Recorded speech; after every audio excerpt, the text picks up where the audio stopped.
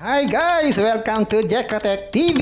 Smile ka muna dyan! Okay guys, let's go! Hello guys! Welcome back again to my channel. Hello guys, meron nagbabalik sa application. Pangalan ay Cashback.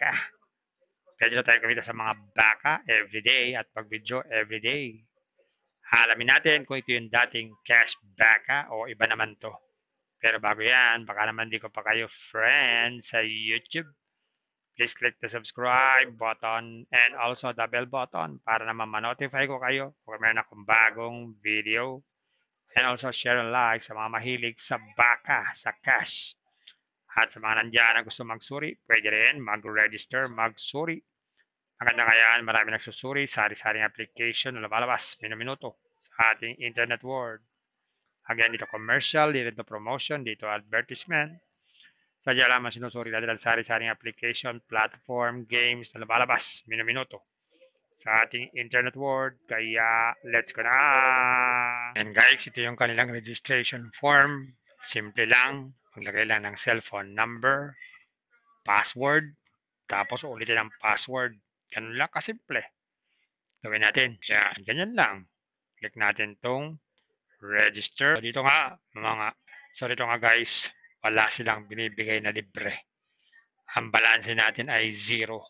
Ang income natin ay 0 rin. Paano dito kikita? Yan ang ating pag-aralan. So dito sa cow list, check natin. Yan, dito sa cow list, meron silang binibigay dito na mga investment, inaalok. Kaya itong una si Kerry. 300 pesos daw ang investment. Kikita ito ng 42 every day sa loob ng 35 days. So, ibig sabihin, ilan days yan? So, 9 days. No? 9 days, bawi ang puhunan, may konting tubo. Susunod naman ay si Jersey na. Medyo mataas na, 700 na naman ang investment niyan. At ang daily niyan ay 107. 7 araw, bawi ang puhunan.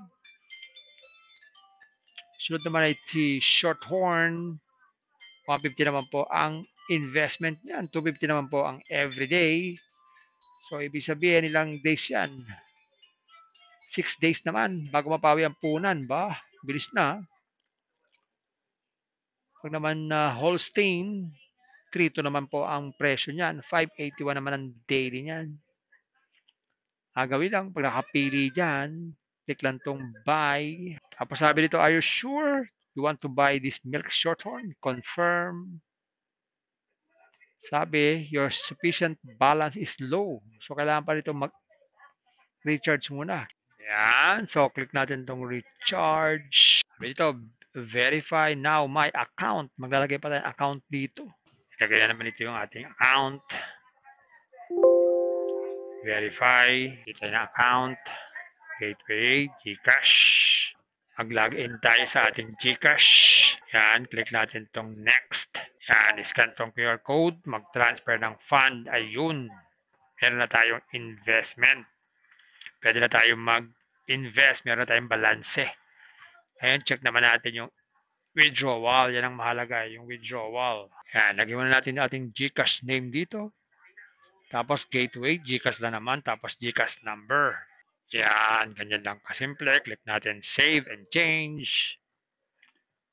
Successfully bound na o successfully created na. Check na natin magkano ang minimum withdrawal. Yan. So, ang minimum withdrawal pala dito ay 160 pesos.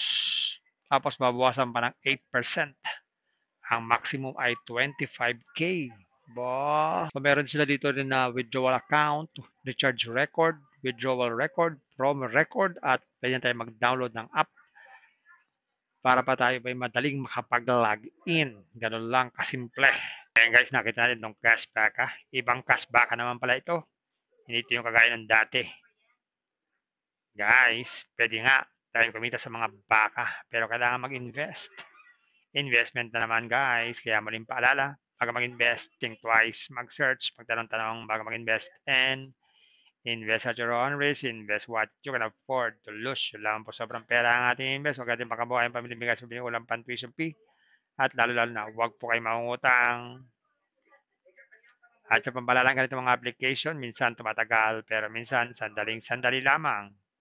Kagaya itong application na to, ang tansya ko ay tatagal ito ng mga 7 days.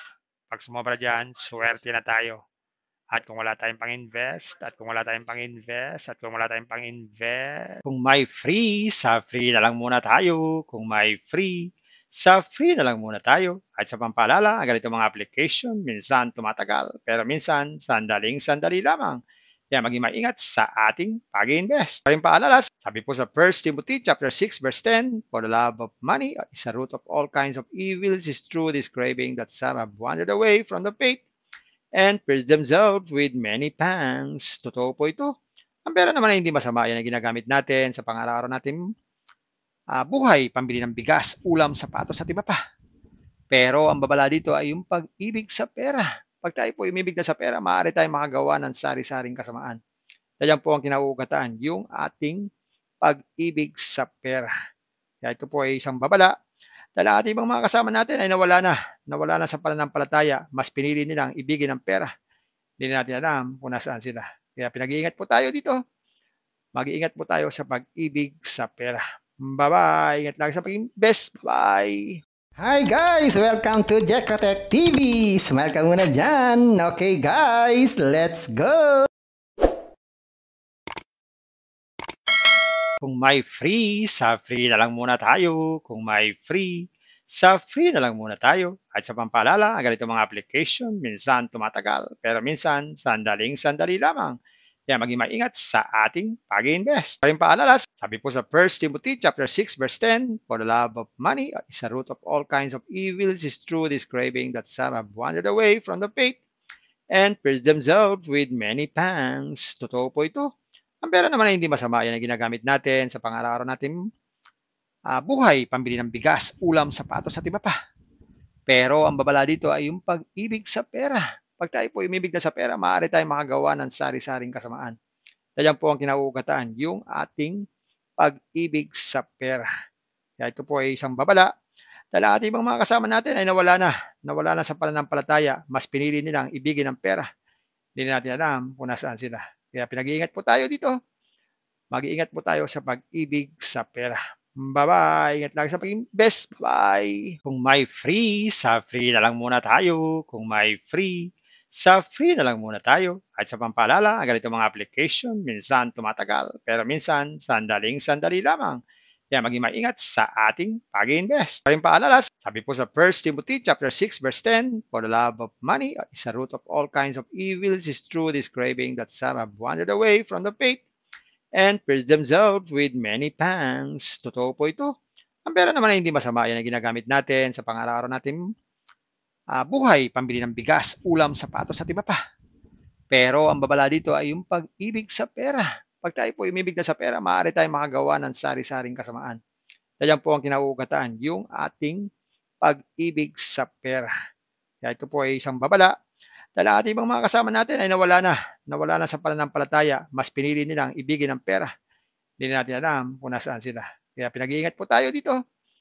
Mag-iingat po tayo sa pag-ibig sa pera. Bye-bye. Ingat lang sa pag-invest. Bye. Kung may free, sa free na lang muna tayo. Kung may free, sa free na lang muna tayo. At sa pampalala, ang ganito mga application, minsan tumatagal, pero minsan sandaling-sandali lamang. Kaya maging maingat sa ating pag-invest. Paring paalala, sabi po sa 1 Timothy chapter 6 verse 10, for the love of money is a root of all kinds of evils, is true this craving that some have wandered away from the faith and pierced themselves with many pangs. Totoo po ito. Ang pera naman ay hindi masama. Yan ang ginagamit natin sa pang-araw-araw natin buhay, pambili ng bigas, ulam, sapatos at iba pa. Pero ang babala dito ay yung pag-ibig sa pera. Pag tayo po umibig na sa pera, maaari tayong makagawa ng sari-saring kasamaan. Yan po ang kinauugataan, yung ating pag-ibig sa pera. Kaya ito po ay isang babala. Dahil ang ating ibang mga kasama natin ay nawala na sa pananampalataya, mas pinili nilang ibigin ang pera. Hindi na natin alam kung nasaan sila. Kaya pinag-iingat po tayo dito.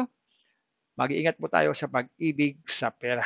Bye-bye. Ingat lang sa pag-invest. Bye. Hi guys! Welcome to Jekotech TV! Smile ka muna dyan! Okay guys, let's go!